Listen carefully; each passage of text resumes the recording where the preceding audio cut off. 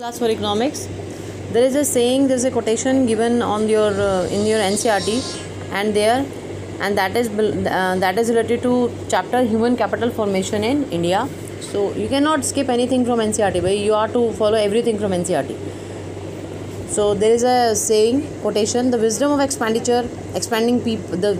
expanding public and private funds on education is not to be measured by its direct fruits alone. It will be profitable as a mere investment to give the mass of people much greater opportunities than they can generally avail themselves of, for by this means many who would have died unknown are unable to get the start needed for bringing out their talent abilities. So that has been said by Alfred Marshall, that you are to mention. That question can be asked. These things they can just quote out in the question, and they can ask who said this, because that is given your NCERT, and you will write that is Alfred Marshall. So it is suppose this quotation comes over there in your question paper, then they are to just say you that highlight the main importance that has been raised in this quotation, that has been looked out in this quotation. Then you have to write down the advantages of human capital formation. Fine. Then there you can write what is the importance of human capital formation. Fine. In this way you can write this. So this is the quotation, and this is the answer over there. Importance of the role of human capital formation for the growth of the economy. If this quotation come in your exam, then you have to write down the importance in the role of human capital formation. Fine. They can say so that explain this quotation, what has been more emphasized in the quotation by the economics. So you have to write down the role of human capital formation, and these are the answer we have discussed I have discussed in my previous lecture. Fine. Now I am coming to the next topic, that is human capital and human development. That can come. What is human capital and what is human development? Look, human capital basically consider education and health. So that is a means to increase labor productivity. So that is the human capital. So human capital consider education and health basically. And on the other hand, what is human development? That is also education and health, but that has been integral to the human living being. They said that if you want to develop the human, then you will give health and education to the human, so that those people have the ability to read and write and lead a very good healthy life. But in the case of human capital, education and health are just the means to make human capital in the country. And more human capital a country is having, that country will be on the growth process. Now the next thing is, human capital treats human being as a means. Definitely, if you are talking about human capital, then you are treating your human resources as a means, so that country can be more productive, can have more growth. But any investment in education, health definitely be unproductive in that case if nothing has been recovered from that, nothing has been realized from that. So that has been unproductive in case of human capital. If you are spending on education and health, but you are getting nothing, suppose you are having a youth with the education, but they are not skillful, they are not able to invent things, they are not able to add on any add into the economic activity through their individual activity. So that is not considered as human capital. But in the case of human development, if the expenditure is putting on for education and health, in that case the welfare is definitely attached to that expenditure. That may be a smaller or larger extent. So there is a human development. But in the case of human capital, definitely expenditure on health and education must give some adequate return compared to expenditure, compared to investment on education and health should be more. So that is human capital. मतलब अगर आप human capital की बात करते हो, तो कुछ भी खर्चा आप education और health पे करते हो, अगर वो अनप्रोडक्टिव चला गया तो हम इसमें बोलेंगे इसमें कोई ह्यूमन कैपिटल नहीं जनरेट हुई. लेकिन ह्यूमन डेवलपमेंट में के केस में ऐसा नहीं होता. अगर आपने एजुकेशन हेल्थ पे खर्चा किया है और उससे आपको चाहे माइनर रिटर्न भी मिल रही है, तो उस केस में भी उसको ह्यूमन डेवलपमेंट के केस में उसको एक केस माना जाएगा. लेकिन ह्यूमन कैपिटल के केस में तभी आपका जो एक्सपेंडिचर है वो फ्रूटफुल माना जाएगा हेल्थ और एजुकेशन पे, जब आपको कुछ प्रोडक्टिविटी उससे मिल रही है, जब आपको कुछ रिटर्न उससे मिल रही है. लेकिन अगर ह्यूमन डेवलपमेंट की बात करते हैं, if you not having productivity in case of that expenditure, even then that will be considered as a human development. ठीक है, ये बेसिक डिफरेंस है इन दोनों में, यानी कि ह्यूमन डेवलपमेंट लोगों की डेवलपमेंट से थोड़ा ह्यूमैनिटी ग्राउंड पे है, और ह्यूमन कैपिटल सिर्फ इकोनॉमिक्स पॉइंट ऑफ व्यू से है कि रिटर्न मिल रही है तो एजुकेशन पे जो आपने खर्चा किया है उसका कुछ मतलब है, अदरवाइज़ कोई मतलब नहीं है, ठीक है।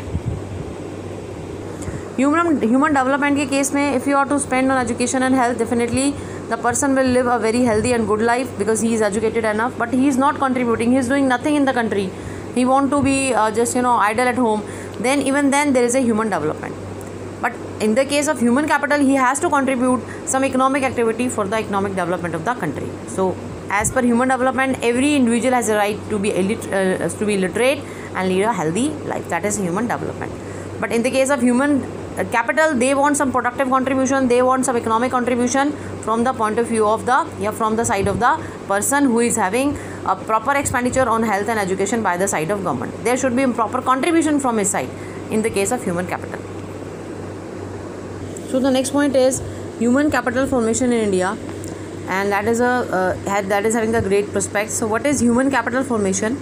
So first question arises over there, what is the outcome of investment in education and health? Human capital formation is the outcome of investment in education and health.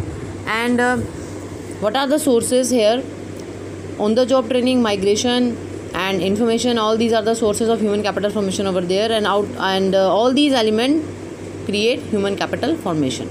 So there is a three tier of the government. Three tier means we are having a federal country, and that is a union government, we are having state government and the local government. So three type of government we are having: union government, state government and local government. So three tier of government. So three tier of government is putting or spending on education and health from their side simultaneously, and which is giving social and private benefit.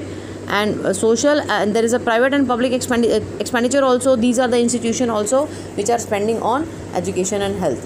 And government is always giving importance to those private institutions who are spending on education and health with the government for the development of the country and human capital formation in the country. Now next question is, what is the need of government intervention in the case of this spending on education and health? Definitely government should interfere. Why? Because the expenditure which has been done on education and health, that the impact cannot be reversed. Once the child is admitted to the school and he is going through the school from the 10 year of his life, so it is very difficult to reverse all the thing which he has got from the school. So that calls for the intervention of the government, that everything should go smoothly. So that is why there are many institutions which run the rules code for the education and health in the country. Now individual consumer, basically he's not having any idea regarding the cost of the services he is paying and the use he is getting from that services. So government intervention is necessary over there. Like government is fixing the price of the medicine, government is fixing the price of the education in the country and controlling the price of the education in the country. There are many private schools who are charging from the from the parents, and government is always interfering in that. Suppose during this time of COVID-19, government is also interfering that you can postpone for the payment of the fees. Parents can give the fees in the later month. You should not cut the name of any student. Likewise, there are many circulars coming from the government side to give some favor to the parents. But it is not so that you are to not to pay the fees. From the government side, it is there that you are to pay the fees to the school. That is from the government side. Now the second thing, the provider of education and health, basically they can have the monopoly in this case, and they can exploit the consumer, because education and health is becoming the basic necessity of every human being now, especially in the developed country, and in our country which is growing. This is also the basic need of human. So health and education is very important in this way. And in today's time, though, lots of expenditure has been done from the point of view of health, and which is giving more importance because there is a more danger for health in this time of global disease. So role of government is very important. That question can come with 3 or 4 marks. Why the government should intervene in the case of human capital formation in the country? So these are the reasons that you can give.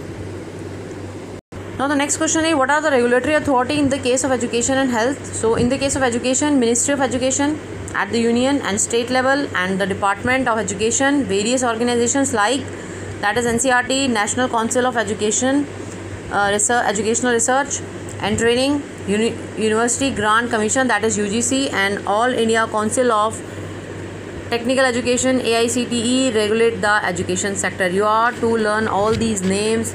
Abbreviation can come. They can ask the full form. They can also ask that what are the regulatory authority of education. They can also ask in the form of MCQ. All these names will be written, and they can be asked that write down the which is not the regulatory authority in the case of education, because if you will know all these names, even then you can pick up the odd one out. So you have to learn all these things. In the case of health, which is a regulatory authority, that is the Ministries of Health at union and state level, Department of Health, and various organizations like Indian Council for Medical Research, ICMR, regulate the health sector. And you can write other organization also in this way, so that will also be considered. Fine. Now the next question can come, what is if the basic right of the every citizen in the country to get the education and healthcare facilities, this is the fundamental right, then give your explanation in this point of view. So in that way you have to see that in developing country like India, large section of population lives below the poverty line, and they are unable to afford the basic necessity even. And the next thing is, the people cannot afford the super specialty hospital services. They cannot afford in the country. This is the situation of the country. And government is local government and state government both are putting 100% expenditure in the case of education and health to make country which will provide very good healthcare facilities to the people of the country, and also the 100% literacy in the country. So this is the thing which is going on. And now they can also ask the table that we will discuss in infrastructure in the point of view of that how much expenditure has been done for infrastructure. I think infrastructure has been cut out from your syllabus, so you have no need to go through the table now. Fine, that has been cut out. So as future prospects in case of growth education sector has been cut out, so we have to do this particular point that can come. Education sector in India, growth in government expenditure on education. There are two ways. There is a government expenditure for the education, that is as a percentage of total government expenditure and as a percentage of gross domestic product. So you can calculate the expenditure on education there are two point of view of that the scheme concerned with the percentage of total government expenditure. Suppose total government expenditure is 100 rupees, and how much percentage of total expenditure has been done for education sector. And from the next point of view, how much percentage of total GDP is for the education sector. So that is the next way for education sector in India. And likewise, it has been given that total government expenditure during 1950-2015 it has been increased from 792 to 15.7 from 2015 up to 2015. This is the data. And from 1952 to 2015 it is increased from 0.64 to 4.13. that is a percentage of GDP. So education sector is having the percentage of GDP is 4.13 in the form of in the year 2014. So this is there is an increase in definitely both the point of view. So increase means there is a growth. So here that has been said that we are including the private expenditure incurred by individuals and any charitable institution, and total education expenditure will be much higher. Fine. So there only the expenditure included from the point of view of government, but if they include the expenditure made by the private sector, then that will be more higher in this case, but there it is not included. Fine. Now important points about government expenditure is there. Government spends more on elementary education.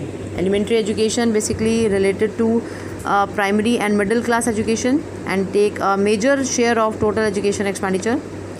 And the share of higher and tertiary education means the higher learning colleges and universities, that is the least one, but the more on the elementary education. Then expenditure on tertiary education is very important, for higher education. Government spend less on tertiary education because expenditure per student in tertiary education is higher than that of the elementary education. Here, if government want to spend for elementary education for one child, that is lesser than the government spend on the higher education per child. So that is why this is more. Elementary education is more than tertiary education is important also, but there the expenditure is comparatively less than elementary education. So in tertiary education, the expenditure is less comparatively because there the more expenditure is to be done for higher education. Now, difference in education opportunities across state. Definitely, the education opportunities is different from one state to another. Like they are saying that Himachal Pradesh, they are having, and that has been low opportunities. Like if you go to the east side, Arunachal Pradesh, and then Manipur, on that side, the employment, that educational opportunity are very less comparatively the north side. That's why the students coming from the east to north for higher education. This leads to the difference in educational educational opportunities across state. So that is a call for state to spend more for upgrading their educational facilities in their own state, so that people should not, or students should not, move from one state to another. Like in south side, there are more education opportunities. Now the next thing is inadequate expenditure on education, as the population is increasing so much in India. So in that way, there is an inadequate education expenditure by the government side. So in that way, more than 40 years ago, the Education Commission has recommended that at least 6% of GDP should be spent on education. However, only the 4% has been achieved. So before 1964-66, this is the data. By that time, Education Commission is saying that 6% of GDP should be spent, but still now it is only 4% from the government side. Definitely, private institutions are spending. Definitely, that is not included in it. But from the government side, it is only 4%. So inadequate expenditure on education. That can be a question can be asked, that how can you say inadequate expenditure on education in India? That question can come of 3 marks. Then you have to mention this data. Now the provision for free and compulsory education, that is also there. So there is a committee, Tapas Majumdar committee. You have to learn the name of this committee. That can come in MCQ also. They have been appointed by Indian government in 1998 and estimated expenditure of around 1.37 lakh crore over 10 years.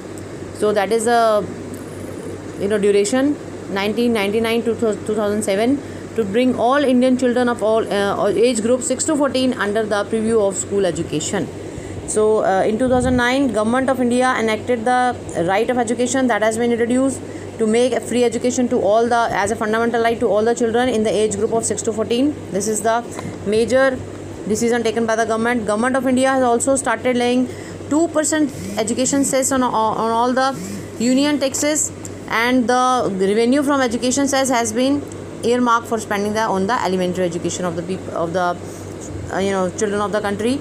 In addition to this amount, the government sanctioned a large amount for the promotion of higher education and new loan scheme for the students to pursue higher education. Definitely, you can take the loan you can take the student loan from the banks, and you can go for higher education. Definitely, you have to pay back the loan after that.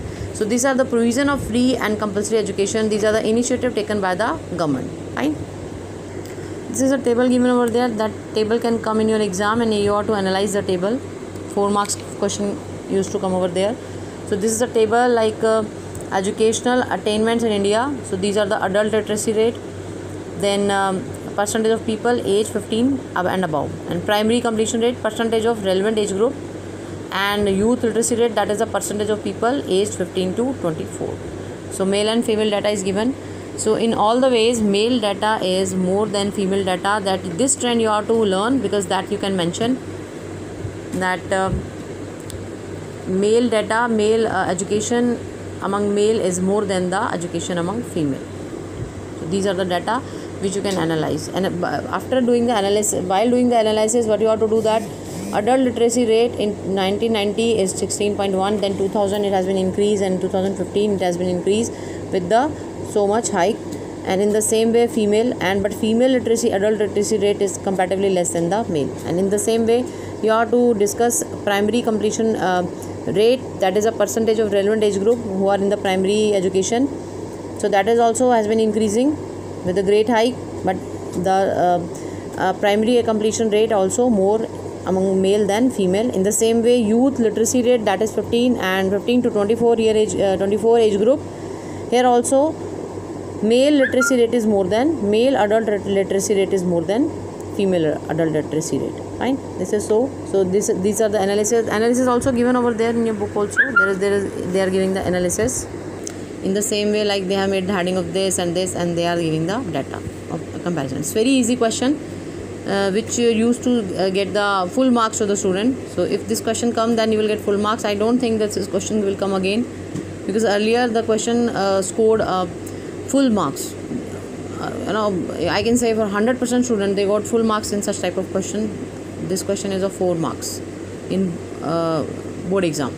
Now future perspective in education sector, that has been cut down from this year, I think for this year only, because your syllabus has been cut down for 30%, up to 30% syllabus has been cut down. So that topic has not been in your syllabus now, so no need to do this. You have to do up to this point only. Now chapter is over, human capital formation, and tomorrow is I will take your test.